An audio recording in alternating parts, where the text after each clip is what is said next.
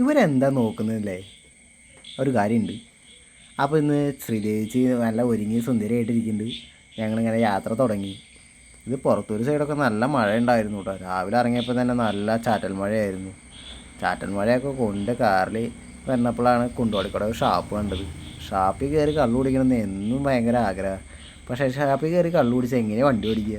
അപ്പം കിട്ടില്ലേ ഫൈൻ. അങ്ങനെ ഞങ്ങൾ അവിടുന്ന് ഷാപ്പ് കണ്ട് ടാറ്റ കൊടുത്ത് തിരിച്ചു പോന്നു. ഒരു 2 ആഴ്ച മുമ്പ് വരെ ഇവിടെയൊക്കെ വെള്ളം കയറി കിടക്കായിരുന്നു. ഇതാണ് ആലപ്പാട് സൈഡ്. ആലപ്പാട് 2 സൈഡിലും നല്ല വെള്ളമായിരുന്നു. പക്ഷേ ഇപ്പോൾ വെള്ളം കുറഞ്ഞിട്ടുണ്ട്. പക്ഷേ ഇന്നലത്തെ മഴ നല്ല രീതിയിൽ മഴ തിമിർത്ത് പെയ്തിട്ട് തന്നെ ഉണ്ട്. രാവിലെ തൊട്ട് തുടങ്ങിയ മഴ രാത്രി കഴിഞ്ഞ് ഇന്ന് രാവിലെയും മഴ തന്നെയാണ്.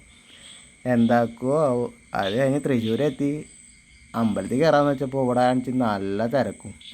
അങ്ങനെ കുറേ കഷ്ടപ്പെട്ട് വണ്ടി ഉള്ളിലേക്ക് കയറ്റി. ഉള്ളിലേക്ക് കയറി കഴിഞ്ഞപ്പോൾ പാർക്കിംഗ് സ്പേസ് കിട്ടാൻ പറ്റ പാട്. പിന്നെ ആകെയുള്ളൊരാശ്വാസം ഇവിടെ വരെയെങ്കിലും എത്തിയല്ലോ എന്നുള്ളതാണ്. അങ്ങനെ ഞാൻ കുറേ നേരം കഷ്ടപ്പെട്ട് അതിൻ്റെ ഉള്ളിലേക്ക് കയറ്റി. ഉള്ളിലേക്ക് കയറ്റിയിട്ട് ഇനി ഇവിടെ വണ്ടി പാർക്ക് ചെയ്യാൻ സ്ഥലം കിട്ടണം. അങ്ങനെ കുറേ തപ്പി അങ്ങനെ വണ്ടി പാർക്ക് ചെയ്ത് ഇറങ്ങി. അപ്പോഴാണ് നമ്മുടെ കൂടെ ഒരാളും കൂടി വരാനുണ്ടെന്ന് അറിഞ്ഞത്. ആളെയും കാത്ത് കുറേ നേരം നിന്നു. അപ്പം അങ്ങനെ കുറച്ച് വീഡിയോ എടുക്കാൻ വെച്ച് ആനൂട്ടിൻ്റെ ആളെത്തി.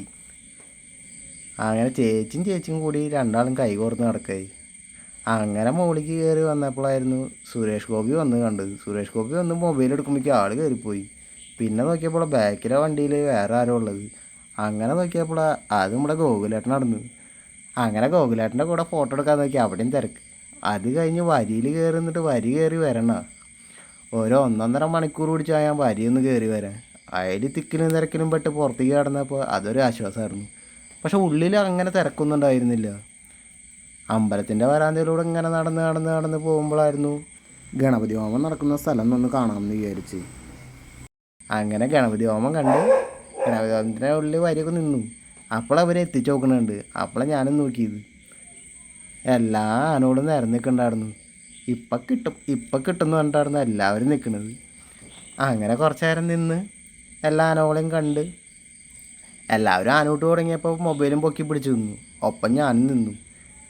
പക്ഷെ അധികം മുമ്പിലേക്കൊന്നും പോകാൻ പറ്റിയില്ല.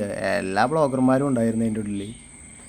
കടത്തി വിടാൻ പോയിട്ട് ഉന്തിനും തിക്കിലും പെട്ട് അധികം നേരം നിൽക്കണ്ടല്ലോ എന്ന് വിചാരിച്ച് മെല്ലെ നൈസായിട്ട് അവിടെ നിന്ന് ചാടാമെന്ന് വിചാരിച്ചു. അങ്ങനെ എല്ലാ ആനകളും ഒരുമിച്ച് നിൽക്കുന്ന വീഡിയോ ഒക്കെ എടുത്ത് മെല്ലെ അവിടെ നിന്ന് സ്കൂട്ടാവുള്ള വരുമാനമായി. എല്ലാ ആനകളും ഇങ്ങനെ നിരന്ന് നിൽക്കുന്നത് കാണാൻ തന്നെ നല്ല രസമാണ് കേട്ടോ. അങ്ങനെ കുറച്ച് നേരം ഞങ്ങളും ആ കാഴ്ച കണ്ട് നിന്നു. അപ്പോഴേക്കും രണ്ടാൾക്കും മതിയായി, ഇനി ഇവിടെ നിന്ന് ഇറങ്ങാമെന്നുള്ളൊരു മൈൻഡായി.